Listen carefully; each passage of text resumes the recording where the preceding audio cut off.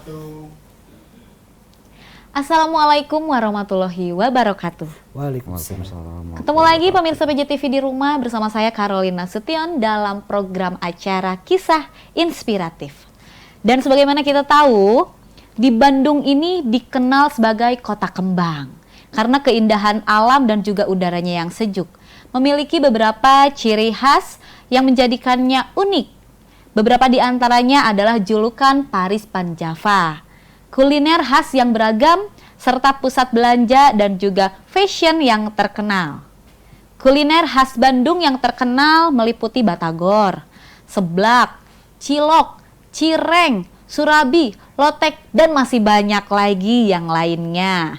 Juga ada beberapa di antaranya produk dari peracian, dan khusus pada program kali ini kita kedatangan narasumber di industri kuliner makanan ringan, yaitu Cilok Goreng Setiabudi. Dan di sebelah saya sudah ada kedua bapak-bapak ganteng nih ya. Yang pertama ini ada Bapak Redi Slamet Riyadi selaku owner. Halo Bapak. Halo juga. Dan yang kedua ada Bapak Mulyadi selaku manajer operasional. Halo Bapak, gimana Halo, kabarnya, Bapak. sehat? Alhamdulillah. Alhamdulillah. Ini owner dari yang namanya Cilok Goreng Setiabudi ya. Boleh dong dijelaskan awal mula terbentuknya Cilok Goreng Setiabudi ini seperti apa, Pak? Boleh, siapa dulu yang mau menjawab? Pak Redi, silahkan. Jadi awal terbentuknya Cilok Goreng Setiabudi unsurnya sebenarnya dari ketidaksengajaan ya. Oke. Ketidaksengajaan dari adonan bakso yang kurang baik. Oke. Dan itu dari adonan bakso yang kurang baik, gimana caranya supaya bisa menambah citra kuliner bertambah. Dari situ terbentuklah Cilok Goreng yang dari sebelumnya itu inovasi dari perkawinan antara bakso dan cilok kukus. Oke. Nah, kebetulan juga sebelumnya kita sudah produksi bakso sama cilok kukus. Awalnya jadi sebelum ada Cilok Goreng ini Bapak tuh mau bikin bakso. Adonan bakso. Adonan bakso. Adonan bakso. Tapi Tekstur sama rupanya tidak bagus. agak sedikit kelembekan ya.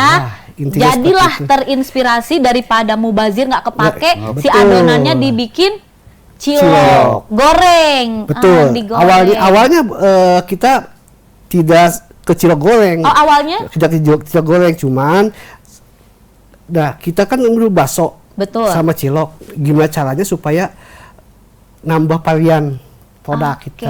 Nah, dari situ tercetus cilok. Dan ditambah karena untuk khusus digoreng, jadi ada cilok goreng. Oh, dan yang awalnya Bapak udah produksi cilok tapi direbus. Cilok kukus. Oh, dikukus. Betul. Oke, dikukus. Betul, Pengen betul. cari inovasi yang Nah, lain biar beda dari cilok-cilok yang lain, Bapak goreng lah. Dan tercetuslah Cilok Goreng Setiabudi. Nah, ini ada namanya karena ada belakangnya Setiabudi. Kenapa bisa mencetuskan nama Cilok Goreng Setiabudi ini seperti apa? Cilok Goreng Setiabudi itu tercetus dari domisili kita. Oke. Kebetulan kita di daerah Setiabudi. Oke. Nah, untuk penamaan itu supaya orang bisa lebih kenal, lebih gampang mengingatnya. Oh, di Setiabudi ada cilok, namanya Cilok Goreng Setiabudi. Nah, Biar itu lebih istilah. diingat Ya, ya. betul. Jadi ngambil aja nama lokasi Bapak berjualan. Betul. Oke. Nih, sejarah terbentuknya Cilok Goreng Setiabudi ini mulai dari tahun kapan nih kalau boleh tahu? Terbentuknya itu di tahun 2004. 2004. 2004. Oke. 2004 dengan tadi unsur kesengajaan kita produksi. Nah, jadilah Cilok Goreng Setiabudi. Cuman awalnya itu kita bikin Cilok Setiabudi itu adonannya itu sangat bagus itu ya Betul. karena dari bahan bakso kan pakai daging sapi. Nah, kita dirubahlah ke daging ayam. Oke, biar bisa dikonsumsinya jadi nggak bakso yang biasa, jadi cilok ya. Nah, betul. Oke. Dari tahun 2004. 2004. Wah, pasti dari tahun 2004 sampai sekarang tahun 2025 nih ya. Udah lumayan lama banget nih. Masih aja standby dengan peraciannya. Pasti ada tantangan dong ya. Bisa dijelaskan tantangan terberatnya apa nih dalam mengelola cilok goreng ini? Tantangannya sangat banyak sekali dari mulai proses kita sampai standby sampai saat ini ya. Betul. Dari mulai setiap karyawan, dari mulai bahan baku sampai ketika marketnya juga. Nah, dari situ kita kemas, kita gimana caranya supaya dari tantangan tersebut bisa dimudahkan. Nah, ya kita kerjasama dengan karyawan, dengan yang intinya yang berperan di situ untuk berbagi dan melakukan pemikiran yang sama gitu. Oke, biar sejalan nih ya. Itu intinya mah di situ kita meng-up-nya supaya kita bisa berproduksi dengan mudah dan lancar. Nah, itu di situnya. Oke, tadi Bapak bicara tentang karyawan-karyawan nih. Emang udah ada berapa karyawan ya yang ikut di usaha cilok goreng ini? Karyawan kita kalau untuk sekarang ada 15 orang. 15 orang? 15 orang. Oke. Dan sebagian kita ambil dari bekerjakan orang sekitar. Orang sekitar, tetangga-tetangga, ya, betul. Saudara. Ya. Oke, baik. Nih, untuk tantangan paling terendah, kan nggak mungkin yang namanya usaha nih Pak ya, terus maju mulus. Nggak mungkin mulus-mulus aja. Pasti ada titik terendahnya. Boleh diceritakan? Ada ya pasti ya? Ada pasti itu. Namanya orang usaha pasti ada tantangan yang berat, yang kecil, yang sedang juga pasti ada. Nah, kita urut yang terkecil dulu deh. Yang terkecil ya paling ada miskomunikasi. Ya paling kecil yang terberatnya ya itu kita kalau misalkan diproduksi ada hal yang tidak diinginkan dari rata-rata diproduksinya ya. Betul. Dari mulai di pasar sampai ke penggilingan. Nah, di situ. Nah, di situ ya intinya mah kita harus bisa berkomunikasi dengan orang-orang di pasarnya juga. Betul. Supaya dari bahan-bahan sampai ke jadinya adonan itu bagus. Oke, yang paling titik terendah banget gitu apa nih Pak?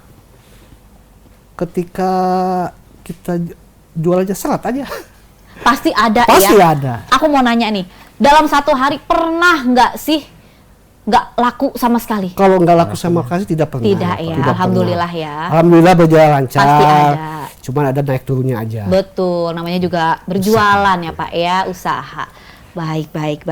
Dan ini Bapak terjun ke dunia percilokan, peracian ya. Cilok goreng Setiabudi. Ngomong-ngomong selain cilok, ada varian apa lagi yang diproduksi oleh Bapak? Kebetulan kita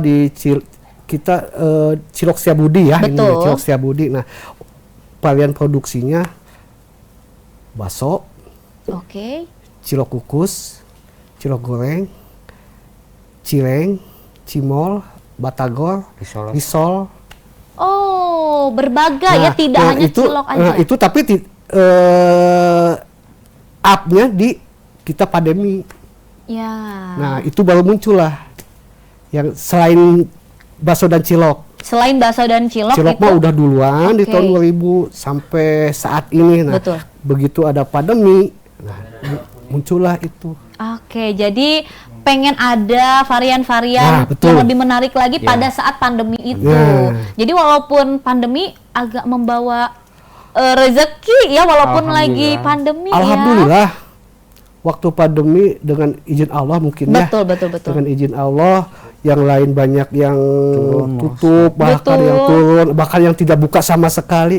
Kita alhamdulillah diberikan kemudahan, bahkan market kita meningkat. Alhamdulillah. Di situ ya mungkin ya Allah sudah memberikan izinnya, memberikan ridhonya. Harus begitu jalannya ya. Di situ sampai orderan juga kita hampir over. Sampai over. Iya. Jadi orderan sekarang nggak bisa ke handle, dibesokin kita kirim. Nah, itu. Saking waktu kencengnya pesanan ya. Waktu di pandemi itu. Betul. Nah, Dan alhamdulillah sampai sekarang tetap ada aja yang order ya. Iya. Oke, ditahan Bapak ya. Siap. Nanti kita masih ngobrol-ngobrol lebih jelas lagi, lebih dalam lagi, lebih hangat lagi dengan cilok goreng Setiabudinya atau mungkin yang peracian duniawi ya yang kita kenal. Baik, pemirsa BJTV di rumah jangan kemana-mana. Nanti kita balik lagi setelah pariwara berikut ini.